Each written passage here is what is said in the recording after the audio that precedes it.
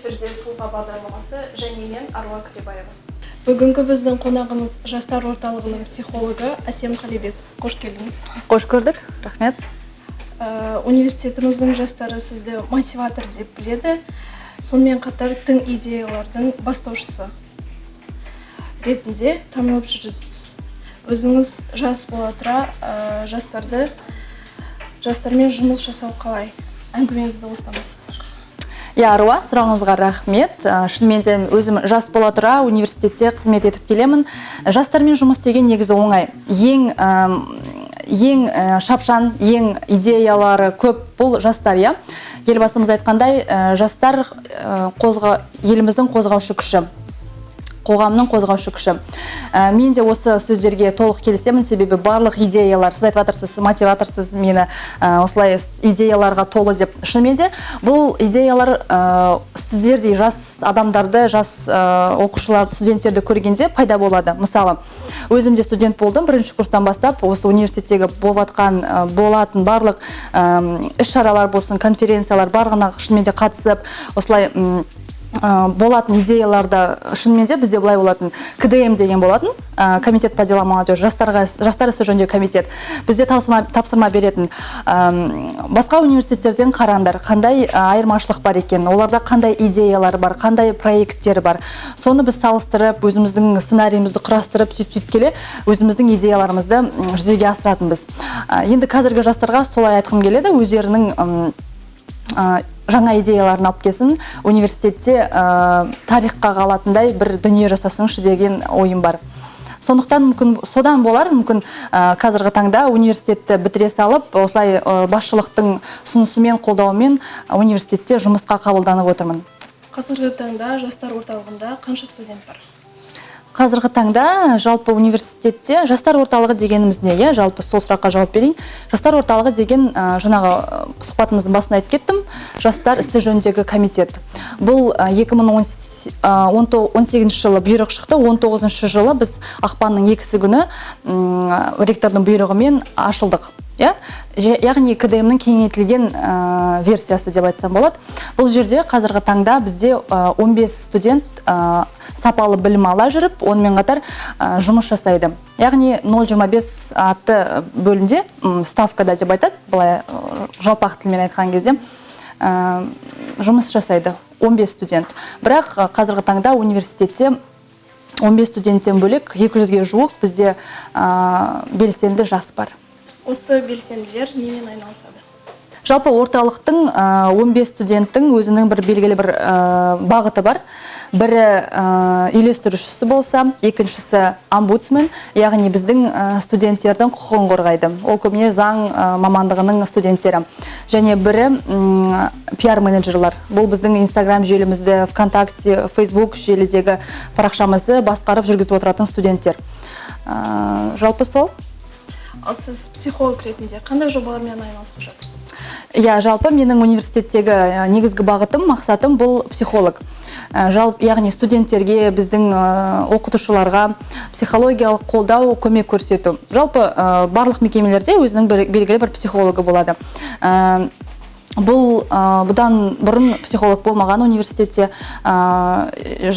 олай дегенім себебі студенттер мен осындағы біздің қызметкерлер психологқа жүгінудің амалын іздемейді. Мысалы, жат көреді, мысалы, біздің қазақ менталитетке жатпайды негізі.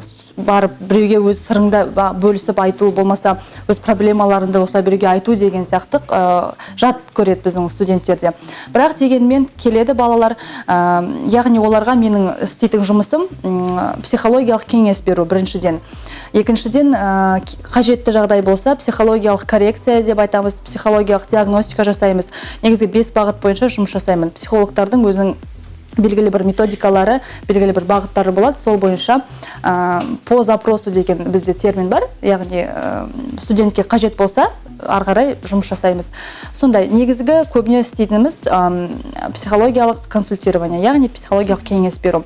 Онымен қатар факультеттерде, біздің жатақханаларда, яғни студенттер үйінде әртүрлі шараларды өткізу, және қыздарға бөлек, ұлдарға бөлек, өйткені әр курстың әр жыныстық қатынас деген сияқты сұрақтар болады, әр балада, мысалы, әртүрлі сұрақтар сондай. Және біздің осы қаладағы психологтар әртүрлі мекемелердегі осындай мен сияқты психолог апай ағайларыңызбен кездесу ұйымдастыру, жалпы осындай.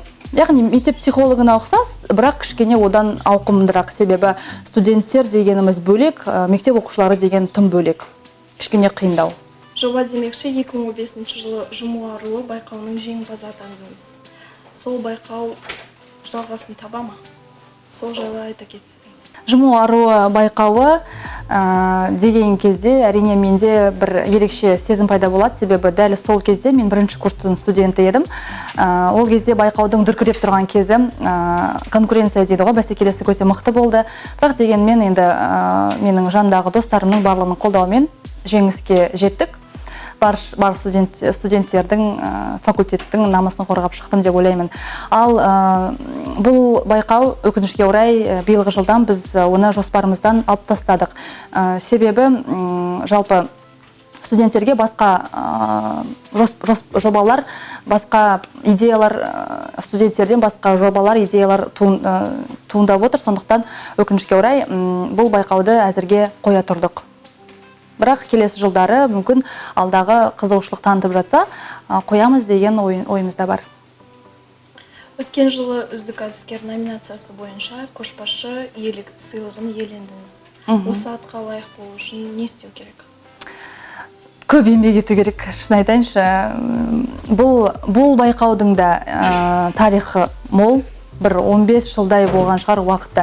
Шынымды айтсам, мен дәл сол кезде алған кезде де мен сіздер сияқты журналистерге өз интервьюімді бергем, яғни сұхбатымды. Сол кезде шынымен де айттым, мен 3 жыл қатарынан дәл осы конкурсқа, байқауға қатыстым. Бірақ мен 2 жыл қатыстым, екеуінде де мен аламай қалдым. Ол кезде мен студент болдым. 2016 мен 2017-де қатыстым, 18-де. Екеуінде де алмадым. Үздік студент номинациясына қатыстым. Білмеймін, мүмкін ол кезде менің тағдырыма жазылмаған шығар, мүмкін ол кезде алу. Бірақ сәтім түсті, бітірдім университетті, одан кейін жұмысқа тұрдым. Биыл университетте жұмыс істеп жатқаныма 3-ші жыл шамасында болдым. Ол жерде менің номинациям үздік жастар ісі жөніндегі әдіскер.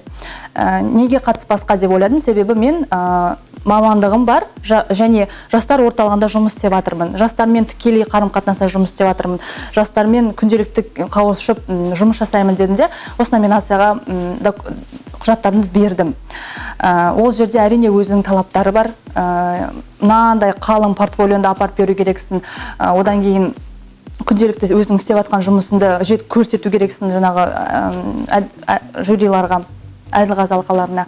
Сонымен әйтеуір алдым деп, деп айттым, шынымен де. Бірақ көп еңбек ету керек. Жалпы бұл байқауға егер де қатысатын болсаңыздар, менің тыңдармандарға айтарым, белгілі бір номинацияны таңдаңызда, дәл сол номинацияға қарай қадам жасаңыздар. Мысалы, студентке барасың ба, студенттің жасайтын жаңағы бағыттарын, критерияларын біліп алу керек. Оның әрине сенің сабағын бәрі бес болу керек, белсенділік таныту керексің. Сонымен қатар өзінің әр номинацияның өзінің критериялары бар деп. Сіз өзіңіз оқыған университетте қызмет етіп жатырсыз. Дәл осындай мүмкіндік белсенділерде бар ма? Иә, бұндай мүмкіндік кез келген жаста бар, бірақ дегенмен әр жұмыстың өзінің нәтижесі, өзінің еңбегімен алып келетін күні болады. Ол үшін еңбектену керек, жұмыс жасау керек, тоқтамау керек, өз мақсатына берік болу керек біріншіден. Істеймін, жасаймын деген балаға кез келген уақытта жол ашық болады. Ең біріншіден жауапкершілікті болу керек. Сондықтан талмай еңбек етіп, осындай керемет мамандық иесі болуыңызға тілектеспіз. Университетте болсын, басқа жерде болсын, өз нандарыңды өзің адал еңбекпен табатындай жұмыс жасау керек. Алдағы мақсат жоспарларыңызбен бөлісе отырсаңыз? Алдағы мақсат жоспарым менің жеке ме, әлде біздің университеттікі ме? Қайсысы сіздерге қызықты? Жеке де және университет. Жеке мен көп бөлісе бермеймін. Ол дегенім, жалпы психологияда ондай термин бар бізде. Термин емес, жалпы сондай ұғым. Өзінің болашақ қадамынмен, өзінің тауып жатқан ақшанды ешқашан да жария етпеу керек, мысалы. Себебі жауларыңыз бар, достарыңыз бар, мүмкін сондай өзімнің бір ұстанымым бар дейік, жалпы айтқанда, иә. Ал университеттің өзіміздің жастар орталығының өзіміздің алдағы жоспарымыз жастармен Старов Жансүгіров деген осы жаңағы көшбасшы деп жатырмыз ғой, дәл сондай жоба ұйымдастыру. Яғни әр саладағы әр студенттің өзінің белсенділігін байқап, осылай университет ректорының қолдауымен дәл көшбасшы сияқты байқау ұйымдастыру. Біздегі алдағы тұрған үлкен жоспар осы болып тұр. Және егер де былтырғыдан хабарларыңыз бар болса, бізде студенттік көктем деген үлкен фестиваль болатын, облыстық. Ол да бар жоспарда.